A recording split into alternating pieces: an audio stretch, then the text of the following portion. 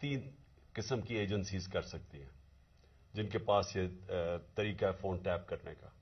وہ phone tape کرتے ہیں اور پھر جب بھی ان کو بلیک میل کرنا ہو کسی کو، اپنا مقصد یہ نہیں کہ پاکستانیوں کی بہتری کے لیے، لیکن وہ استعمال اس کو کرتے ہیں جب بھی ان کا کوئی سیاسی مقصد پورا کرنے کو، تو وہ یہ پھر آڈیو ٹیپ سامنے آ جاتی ہے. اور میں یہ چاہوں گا سب سے پہلے کہ ڈاکٹر یاسمین، ان کی ایک آڈیو ٹیپ کل نکلی ہے. یہ بات کر رہے تھے جو پرانے سی سی پی او ڈوگر صاحب تھے، ان کے ساتھ یہ بات کر رہی تھی، تو ان کی آڈیو ٹیپ ایک دم ریلیز ہو گئی. تو میں یہ پہلے چاہتا ہوں کہ یہ بتائیں کہ اس کے پیچھے کیوں یہ ریلیز کی گئی، اس کے پیچھے کیا تھا، اور یہ کیوں بات کر رہی تھی، جو ہر شہری کا حق ہے، کسی بھی پولیس والے سے بات کر سکتے ہیں شہری. لیکن پہلے یہ بتائیں گے کیا، اور اس کے بعد پھر میں آگے بات کروں گا مزید کہ یہ جو تباہی مچ رہی ہے ہمارے معاشرے کی، اور یہ جو اس طرح کا تو کبھی معاشرہ گرا ہی نہیں تھا کہ یہ ڈیپ فیک ویڈیوز بن رہی ہیں لوگوں کے اوپر، ان کے فون ٹیپ کے علاوہ اور بھی ویڈیوز بنا رہے ہیں بلیک میل کرنے کے لیے. بتایا جاتا ہے ہمارے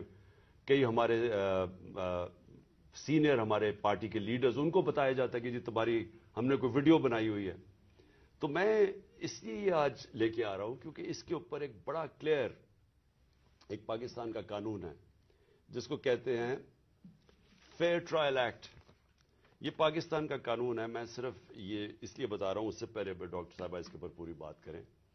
یہ قانون یہ کہتا ہے کہ کوئی کسی کا فون ٹیپ نہیں کر سکتا. کوئی agency, I S I, I B, police, یہ کسی کا فون ٹیپ نہیں کر سکتے جب تک یہ انٹیریئر منسٹر کو کہیں اور انٹیریئر منسٹر عدالت میں جائے اور پھر عدالت کا جج ان کو اجازت دے کہ ہاں یہ ملک کی ضرورت ہے، یہ اس سے دہشت گردی بچ سکتی ہے یا ملک کے کوئی نیشنل انٹرسٹ پروٹیکٹ ہو سکتا ہے. وہ پھر اجازت دیتا ہے اور اس اجازت کے بعد پھر فون ٹیپ کر سکتے ہیں. اس کے علاوہ کوئی فون کسی کا ٹیپ نہیں کر سکتا. تو پھر میں آپ کو یہ بتا دوں کہ بے نظیر بھٹو کی حکومت 1996 میں جب ہٹائی گئی تو ایک وجہ دی گئی تھی سپریم کورٹ میں کہ بے نظیر کے گورنمنٹ کے دوران فون ٹیپس کیے جاتے تھے بڑی بڑی پرسنالٹیز کے اور سیاسی مخالفین کے اور ججز کے. یہ ایک وجہ دی گئی تھی 96 میں. میں اس سے پہلے آپ کو بتا دوں کہ امریکہ کا بڑا طاقتور پریزیڈنٹ تھا صدر نکسن.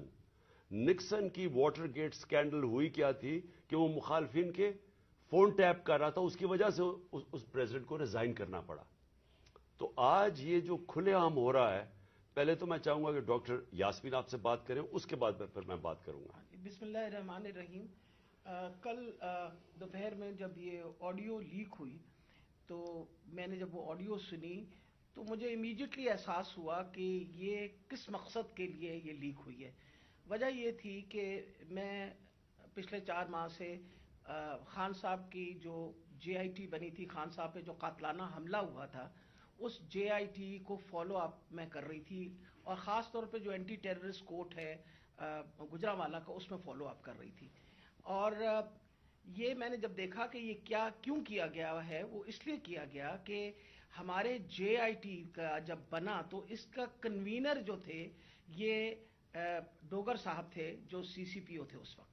اور انہوں نے ڈوگر صاحب نے یہ بات انکشاف کر دی تھی حکومت کے سامنے کہ اس میں 3 لوگ ملوث ہیں.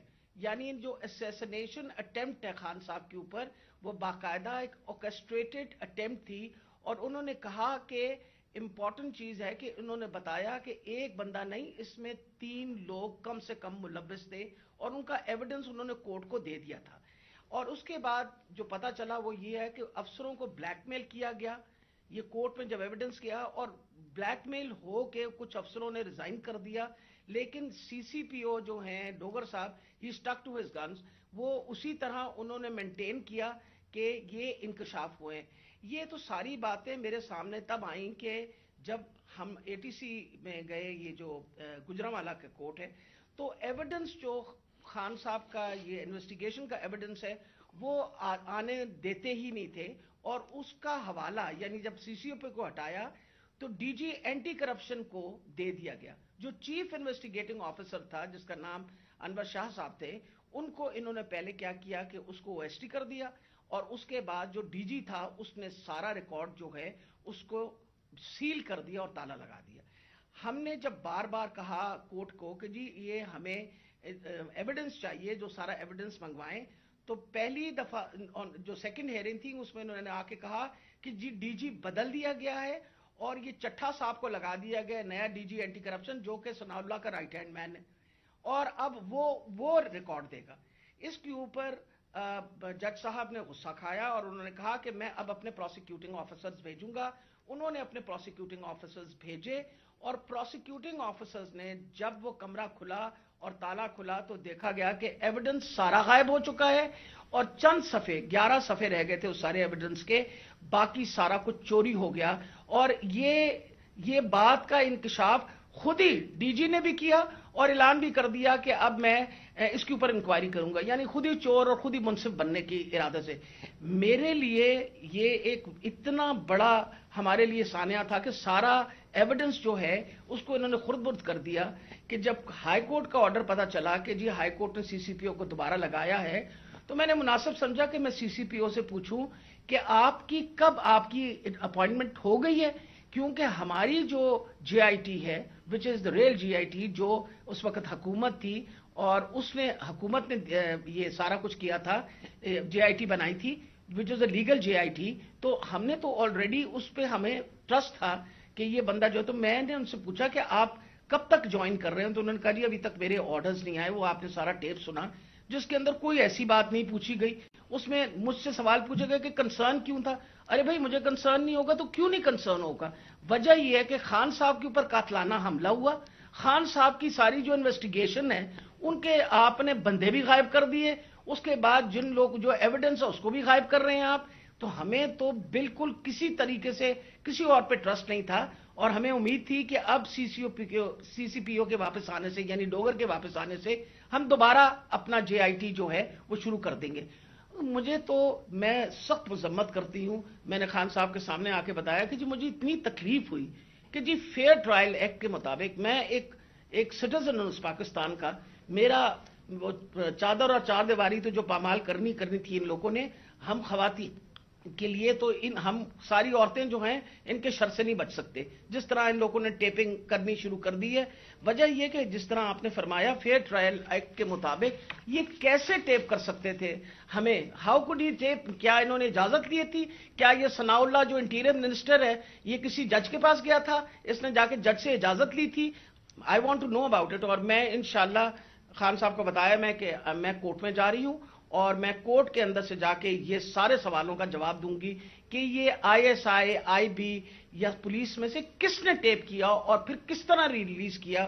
کیونکہ میں یہ سوچتی ہوں کہ میرا جو بنیادی انسانی حقوق ہیں، جو میرا رائٹ ہے، وہ اس کے اوپر بہت بڑا حملہ ہوا. جی شکریہ ڈاکٹر یاسمین. میں آج اپنی سپریم عدلیہ سے مخاطب ہوں. 4 مہینے پہلے میں نے سپریم کورٹ کے اندر اسی فیئر ٹرائلز ایکٹ کے تحت میں نے ایک پٹیشن دائر کی تھی، اور اس میں وہ پٹیشن کیا دائر کی تھی کہ ٹیپس نکلی، آڈیو ٹیپس نکلی کہ میں جب پرائم منسٹر تھا، میرے پرائم منسٹر ہوتے ہوئے میری جو بات چیت کر رہا تھا میں اپنے پرنسپل سیکرٹری سے، وہ میری آفیشیل لائن تھی، اس لائن کا ٹیپ کیا گیا، اور جو میری اعظم خان سے بات ہو رہی تھی اس کو ڈاکٹر کر کے اور اس کو ریلیز کیا گیا.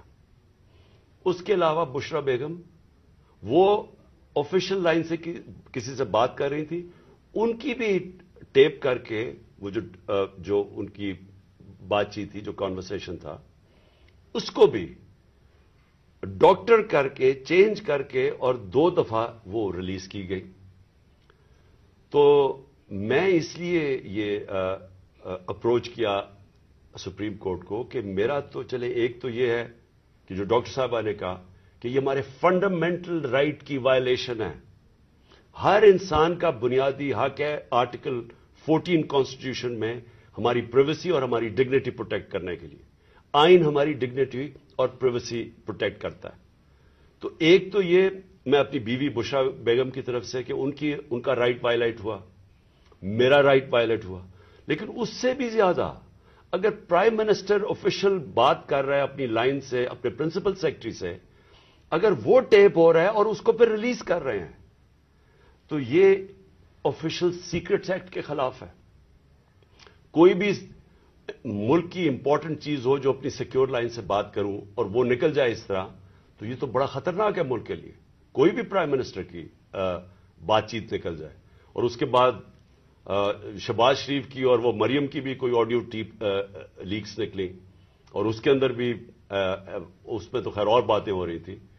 تو میں اس لیے کہنا چاہتا ہوں کہ ہماری عدلیہ کو اس کے اوپر ایکشن لینا چاہیے, کیونکہ یہ تو ایک اب پوری معاشرے میں ایک بیماری پھیل گئی ہے. جب کوئی کسی کو بلیک میل کرنا ہوتا ہے اس کی ٹیپ نکلاتی ہے. سپریم کورٹ کے جج کے اوپر ان کی پرویز لائی کی وہ کوئی ٹیپ نکلائی, اور وہ صرف بلیک میل کرنے کے لیے, کیونکہ اس وقت پاکستان کی تاریخ کا ایک بہت اہم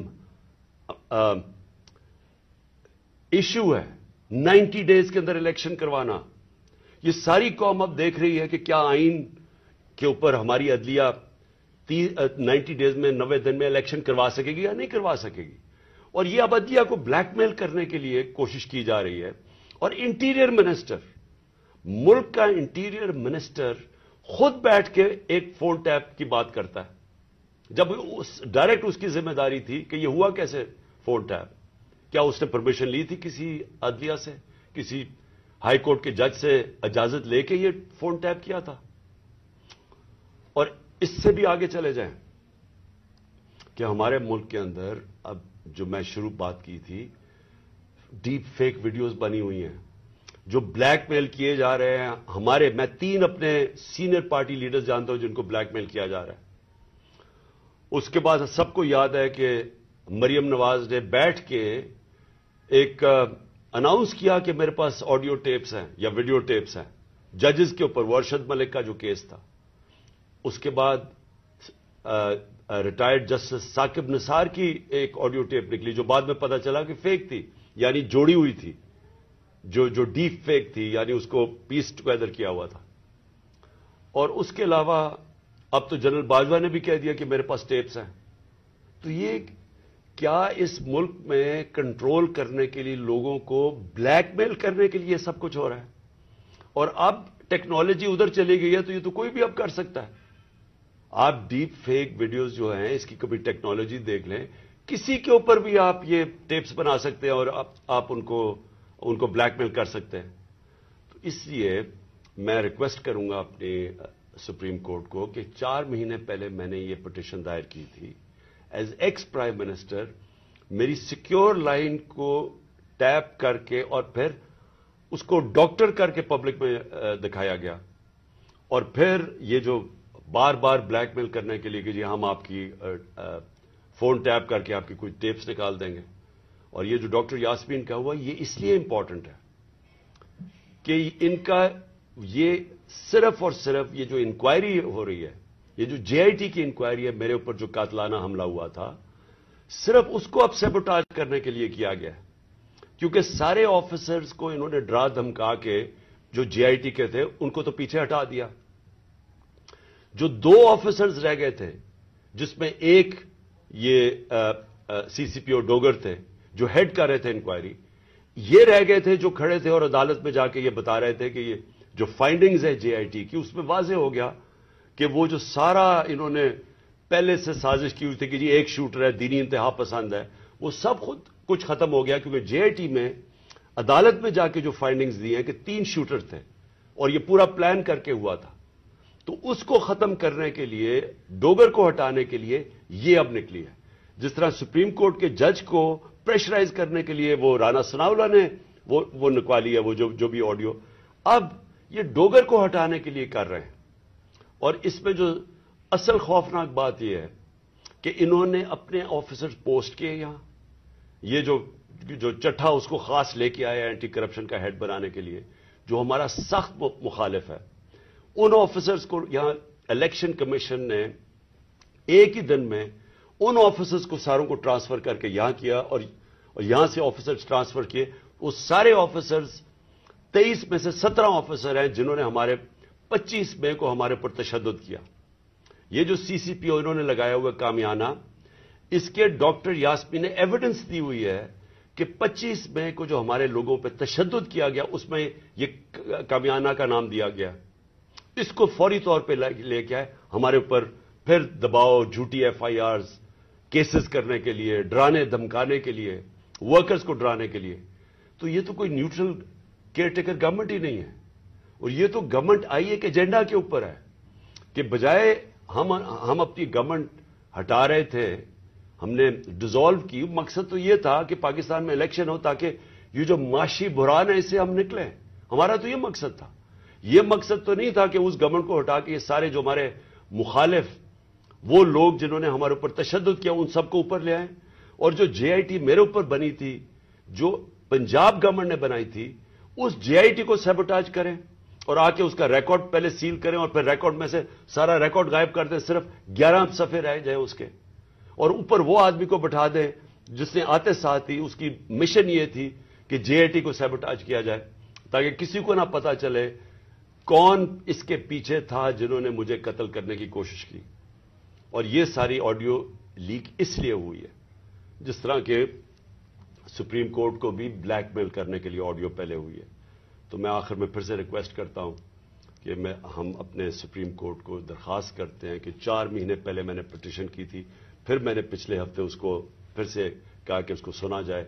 मैं इसलिए कह रहा हूं कि मैं हमारे माशरे को बचाएं इन ब्लैकमेलर से, इन लोगों को सामने लेके आएंगे। कौन जिम्मेदार है कि इस माशरे के अंदर बजाय ये कि ये इस मुल्क के साफ और शफाफ इलेक्शन करवा के इस मुल्क को आगे लेके जाए, जमहूरियत की तरफ लेके जाए, ये माशी बुरान से निकालें। जो लोग तबाह हो रहे हैं इस वक्त महंगाई से, जो लोगों का आज जितना बुरा हालात हैं पाकिस्तानी कौम के कभी थे नहीं, जो इन्होंने जिस तरह 11 महीने के अंदर एक लोगों का माशी कत्ल किया, तो बजाय उधर ले जाने के, जिसलिए हमने अपनी गवर्नमेंट्स डिसॉल्व की थी कि यहां इलेक्शंस करवा के इस मुल्क को इस बुरान से निकालें, ये उल्टा इसको इस्तेमाल कर रहे हैं हमें क्रश करने के लिए।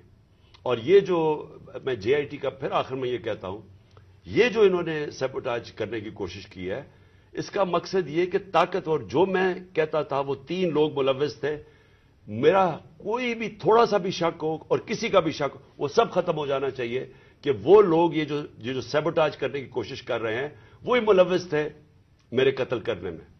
तो मैं अपनी अदलिया से आज उम्मीद रखता हूं। मैंने फिर से पिछले हफ्ते फिर से कहा कि मेरी पिटीशन सुनी जाए। डॉक्टर यास्मीन वो कल इसका केस करेंगी, अदालत में भी जाएंगी, जो इनसे किया गया, जो फेयर ट्रायल्स एक्ट के अंदर उसकी जो वायलेशन हुई है। शुक्रिया।